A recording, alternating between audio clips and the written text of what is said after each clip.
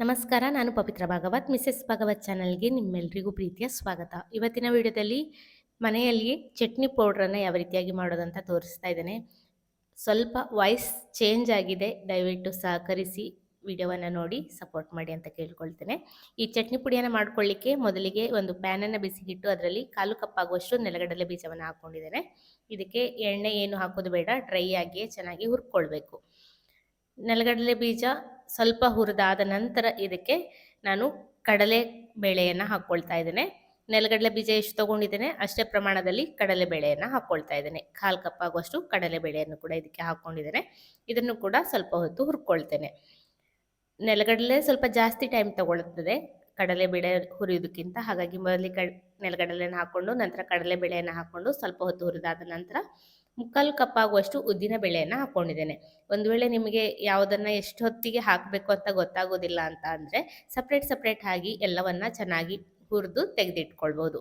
ನನಗೆ ಅಂದಾಜು ಆಗ್ತದೆ, ಹಾಗಾಗಿ ಸ್ವಲ್ಪ ಹುರಿತಾ ಇದ್ದ ಹಾಗೆ ಒಂದೊಂದೇ ಐಟಮನ್ನು ಸೇರಿಸ್ಕೊಳ್ತಾ ಹುರ್ಕೊಳ್ತಾ ಇದ್ದೇನೆ. ಉದ್ದಿನ ಬೇಳೆಯು ಚೆನ್ನಾಗಿ ಪರಿಮಳ ಬಂದು ಗರಿ ಆಗ್ತಾ ಇದೆ ಅನ್ನುವಾಗ ಇದಕ್ಕೆ ಪುಟಾಣಿಯನ್ನು ಹಾಕ್ಕೊಳ್ತೇನೆ. ಇಲ್ಲಿ ನೆಲಗಡಲೆ, ಪುಟಾಣಿ, ಕಡಲೆಬೇಳೆ, ಉದ್ದಿನಬೇಳೆ ಎಲ್ಲವನ್ನ ಹಾಕಿ ಈ ಚಟ್ನಿ ಪುಡಿಯನ್ನು ಮಾಡ್ಕೊಳ್ತಾ ಇದ್ದೇನೆ. ಕೆಲವೊಮ್ಮೆ ನಮ್ಮಲ್ಲಿ ಪುಟಾಣಿ ಹಾಗೆ ಉದ್ದಿನಬೇಳೆ ಎರಡನ್ನು ಮಾತ್ರ ಬಳಸಿ ಮಾಡುವುದು ಕೂಡ ಇದೆ. ಕೆಲವೊಮ್ಮೆ ಎಲ್ಲವನ್ನ ಹಾಕಿ ಕೂಡ ಮಾಡ್ತೇವೆ. ಹೇಗೆ ಬೇಕಾದರೂ ಮಾಡ್ಬೋದು. ಉದ್ದಿನಬೇಳೆ ಜಾಸ್ತಿ ಬಿದ್ದಾಗ ಆ ಚಟ್ನಿ ಪುಡಿಯ ಘಮ ತುಂಬಾನೇ ಚೆನ್ನಾಗಿ ಬರ್ತದೆ.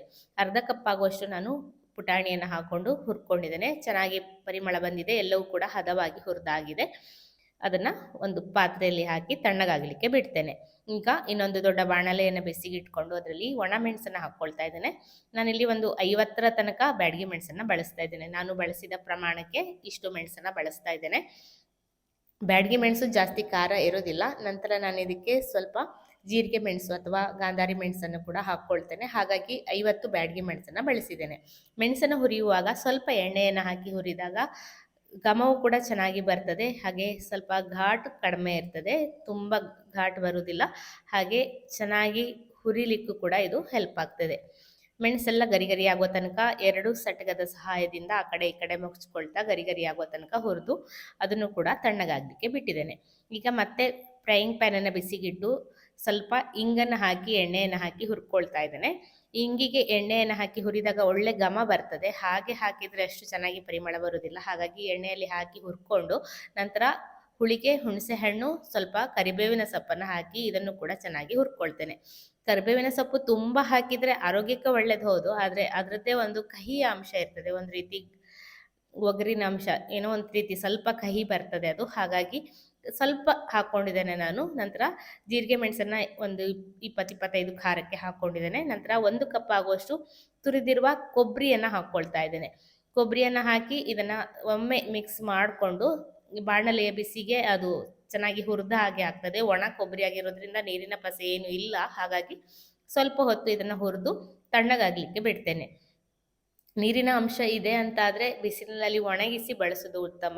ಆಗ ಚೆನ್ನಾಗಿ ಡ್ರೈ ಆದಾಗ ಚಟ್ನಿ ಪುಡಿಯನ್ನು ಜಾಸ್ತಿ ದಿವಸಗಳ ತನಕ ಸ್ಟೋರ್ ಮಾಡಲಿಕ್ಕೆ ಹೆಲ್ಪ್ ಆಗ್ತದೆ. ಎಲ್ಲವೂ ಕೂಡ ಹುರಿದಾಗಿದೆ, ಗರಿ ಆಗಿದೆ. ಉರಿಯನ್ನು ಆಫ್ ಮಾಡಿ ತಣ್ಣಗಾಗಲಿಕ್ಕೆ ಬಿಡ್ತೇನೆ. ಎಲ್ಲವೂ ಕೂಡ ತಣ್ಣಗಾದ ನಂತರ ಮಿಕ್ಸಿ ಜಾರಲ್ಲಿ ಮೊದಲಿಗೆ ಒಣಮೆಣಸನ್ನು ಹಾಕ್ಕೊಂಡು ಪೌಡ್ರನ್ನು ಮಾಡ್ಕೊಂಡಿದ್ದೇನೆ. ನಂತರ ಹುರಿದಿರುವ ಈ ಬೇಳೆಕಾಳುಗಳೇನಿದೆ ಅದನ್ನು ಹಾಕ್ಕೊಂಡು ಪೌಡ್ರನ್ನು ಮಾಡಿಕೊಂಡು ಬೌಲಲ್ಲಿ ಹಾಕ್ಕೊಳ್ತಾ ಇದ್ದೇನೆ. ನೆಲಗಡಲೆಯನ್ನು ಹಾಕಿರೋದ್ರಿಂದ ಸ್ವಲ್ಪ ಅಂಟಾಗ್ತದೆ, ಅದು ಎಣ್ಣೆ ಬಿಡ್ತದೆ. ಹಾಗಾಗಿ ಸ್ವಲ್ಪ ಆನ್ ಆಫ್ ಮಾಡ್ಕೊಳ್ತಾ ಪೌಡ್ರನ್ನು ಮಾಡ್ಕೊಳ್ಬೇಕು. ಜಾಸ್ತಿ ಪ್ರಮಾಣದಲ್ಲಿ ಹಾಕ್ಕೊಂಡ್ರೆ ಎಣ್ಣೆ ಬಿಟ್ಟು ಬರ್ತದೆ. ಹಾಗಾಗಿ ನಾನು 1/4 ಕಪ್ ಆಗುವಷ್ಟು ಮಾತ್ರ ನೆಲಗಡಲೆಯನ್ನು ಬಳಸಿದ್ದೇನೆ. ನಂತರ ಈ ಹುರಿದಿರುವಂತಹ ಕೊಬ್ಬರಿ ಮತ್ತು ಈ ಕರಿಬೇವೆಲ್ಲ ಇದೆಯಲ್ಲ ಅದನ್ನೆಲ್ಲ ಹಾಕ್ಕೊಂಡಿದ್ದೇನೆ. ಇದು ಅಷ್ಟೇ, ಕೊಬ್ಬರಿಯಲ್ಲಿ ಎಣ್ಣೆ ಅಂಶ ಇರೋದ್ರಿಂದ ಎಲ್ಲವನ್ನ ಜೊತೆಯಾಗಿ ಹಾಕಿದಾಗ ಅದು ಒಂದು ರೀತಿ ಮುದ್ದೆ ಆಗ್ತದೆ. ಹಾಗಾಗಿ ನಾನು ಅದನ್ನು ಕೊನೆಯಲ್ಲಿ ಹಾಕಿ ಪೌಡ್ರನ್ನು ಮಾಡ್ಕೊಳ್ತಾ ಇದ್ದೇನೆ. ರುಚಿಗೆ ಬೇಕಾಗುವಷ್ಟು ಉಪ್ಪನ್ನು ಹಾಕಿ ಇದನ್ನು ಕೂಡ ಚೆನ್ನಾಗಿ ಪೌಡ್ರನ್ನು ಮಾಡ್ಕೊಂಡಿದ್ದೇನೆ. ಒಮ್ಮೆ ಇದನ್ನು ಚೆನ್ನಾಗಿ ಮಿಕ್ಸ್ ಮಾಡಿಕೊಂಡು ಆಮೇಲೆ ಮತ್ತೊಂದು ಸಲ ಎಲ್ಲವನ್ನ ಮಿಕ್ಸ್ ಮಾಡಿ ಗ್ರೈಂಡ್ ಮಾಡಿಕೊಂಡಾಗ ಎಲ್ಲವೂ ಕೂಡ ಉಪ್ಪು, ಹುಳಿ, ಖಾರ ಎಲ್ಲ ಸರಿಯಾಗಿ ಮಿಕ್ಸ್ ಆಗ್ತದೆ. ಸ್ವಲ್ಪ ಅರಿಶಿಣವನ್ನು ಹಾಕಿದ್ದೇನೆ, ಕಲರ್ ಕೂಡ ಚೆನ್ನಾಗಿ ಬರ್ತದೆ, ಆರೋಗ್ಯಕ್ಕೂ ಕೂಡ ಒಳ್ಳೆಯದು ಅಂತ. ಎಲ್ಲವನ್ನ ಮಿಕ್ಸ್ ಮಾಡಿ ಮತ್ತೊಮ್ಮೆ ಮಿಕ್ಸಿ ಜಾರಲ್ಲಿ ಹಾಕಿ ಒಮ್ಮೆ ಅದನ್ನು ತಿರುಗಿಸ್ಕೊಳ್ತೇನೆ. ರುಚಿಯನ್ನು ನೋಡಿದಾಗ ಸ್ವಲ್ಪ ಉಪ್ಪು ಕಡಿಮೆ ಅಂತ ಅನಿಸಿದ್ರಿಂದ ಮತ್ತೆ ಸ್ವಲ್ಪ ಉಪ್ಪನ್ನು ಮಿಕ್ಸ್ ಮಾಡಿಕೊಂಡು ಪೌಡ್ರನ್ನು ಮಾಡ್ಕೊಳ್ತಾ ಇದ್ದೇನೆ. ಒಂದು ರುಚಿಯಾದ ಪರಿಮಳಭರಿತವಾದ ಚಟ್ನಿ ಪುಡಿ ರೆಡಿಯಾಗಿದೆ.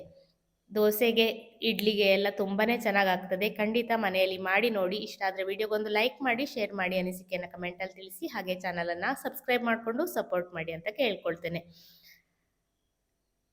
ನೋಡ್ಬೋದು 1 kg ಡಬ್ಬದಲ್ಲಿ 1 ಬಾಟ್ಲಿ ಫುಲ್ ಆಗಿದೆ. ಇಷ್ಟು ಮಾಡಿ ಇಟ್ಕೊಂಡ್ರೆ ತಿಂಗಳಾನುಗಟ್ಟಲೆ ಇಟ್ಕೊಂಡು ಬೇಕಾದಾಗ ಬಳಸ್ಕೊಳ್ಬೋದು. ತುಂಬಾ ಚೆನ್ನಾಗಾಗ್ತದೆ. ಖಂಡಿತ ಟ್ರೈ ಮಾಡಿ ನೋಡಿ. ಇವತ್ತಿನ ವಿಡಿಯೋ ಇಷ್ಟ ಆಗಿದೆ ಅಂದ್ಕೊಳ್ತೇನೆ. ಇದೇ ರೀತಿ ಇನ್ನೂ ಹೆಚ್ಚಿನ ರೆಸಿಪಿಗಳೊಂದಿಗೆ ಬರ್ತೇನೆ. ಮತ್ತೊಂದು ವಿಡಿಯೋದಲ್ಲಿ ಸಿಗ್ತೇನೆ. ಅಲ್ಲಿಯವರೆಗೂ ನಮಸ್ಕಾರ.